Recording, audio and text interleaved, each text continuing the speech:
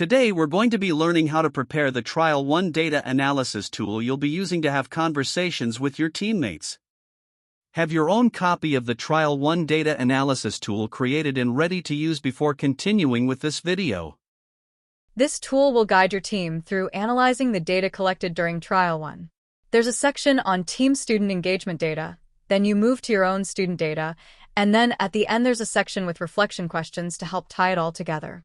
We'll walk you through making some statements about the team consolidated data in the first section and adding your individual data in the second section. Today you won't be filling out either of the considering your findings above parts of the top two sections or the green reflection section. Those will be done during the staff meeting when you have an opportunity to collaborate with your entire team. That's right. So, let's get started with the first section, the team engagement data section. In this section, we're looking at the overall trends and patterns for the indicator student observations of the team instead of focusing on the changes each individual teacher is seeing. I can see how that would be helpful for a team trying to understand the overall impact of the strategies they're trying. You wouldn't really be able to see those big trends if you were just looking at each teacher's observation data one by one. The first thing you need to do is open MyImpact, the app you've been using to record your observations. After MyImpact is open, choose All from the Teacher drop-down menu in the upper right corner of the app. You'll be using Team Consolidated Data for preparing the first section of the data analysis tool. Now, let's get into the reports. Click on the Reports menu item.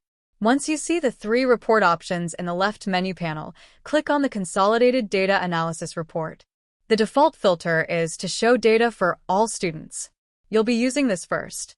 Now we're ready to use the data to make some statements about the changes in engagement for all students. Remember that engagement data are always yellow. You'll be making a statement comparing the engagement of all students in the baseline to Trial 1 in the first section of the Trial 1 data analysis tool. There's a sentence frame already in this section for you to complete. Look at your MyImpact report to find the percent of observations at 3s and 4s for baseline in Trial 1. Enter those numbers into the sentence frame. The other edit you'll make to this sentence frame is choosing either increased, decreased, or stayed the same to describe the change. After you have the sentence completed for all students, shift your attention to the right on the data analysis tool. You will be making similar statements for different demographic student groups.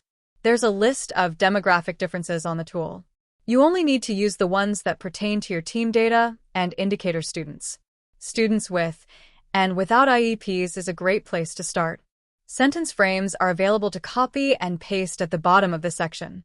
Go back to MyImpact to get disaggregated demographic group data. Use the drop-down filter to choose a particular demographic group. You can also use the Add Comparison button in the upper right to display more than one data table and graph at the same time. You will have to scroll down to see the additional tables and graphs. Use this information to complete the statements comparing baseline to Trial 1 observations about different demographic student groups.